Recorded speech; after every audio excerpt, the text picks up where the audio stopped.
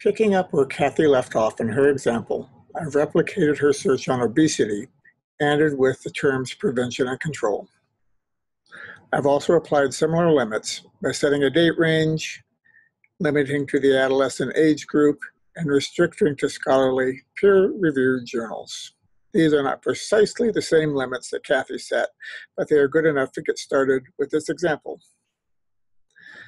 Among the results set, the next step is to review and mark those references that I want to save to RefWorks. Databases in EBSCO use the paradigm of collecting references into folders. To mark a reference, click the blue folder icon above and to the right of the reference.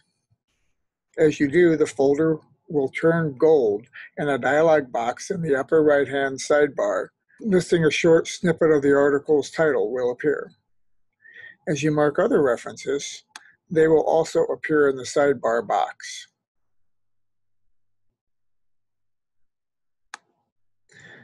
When you are finished marking references, click Go to Folder View to see the marked references stored there. It's a good idea to review the items in the folder one more time before exporting them. Any that you do not need can be marked for deletion from the folder. EBSCOhost is one of the database platforms that has a way to directly export references to RefWorks. Click the export link in the right column of the folder view. Then select Direct Export to RefWorks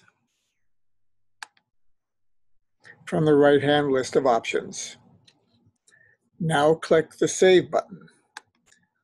This should open up a new window or tab in your browser with a RefWorks account. You may need to log into RefWorks first if you haven't already. If successful, an Import References dialog box will appear in the RefWorks window in your browser confirming that the export action was successful. Click the View Last Imported folder in the dialog box to review your results. The last imported folder in RefWorks is a special system folder that acts as a staging area for newly imported references. As new references are imported, any of the references previously stored there will be removed. It is therefore a good idea at this point to move all references in the last imported folder to another folder before doing another export.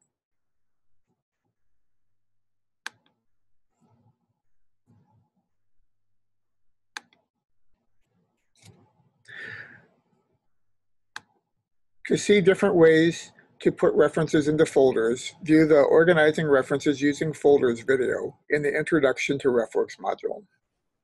This is also a good time to look over your imported references and make sure there are no errors in any of the fields. If you ever get stuck with what to do next in RefWorks, click the Additional Information link to open up the Library Helps guide. For example, there is a link in the guide that opens RefWorks documentation on importing from online databases. The entry for EBSCOhost, for example, describes the direct export method that we've reviewed in this video.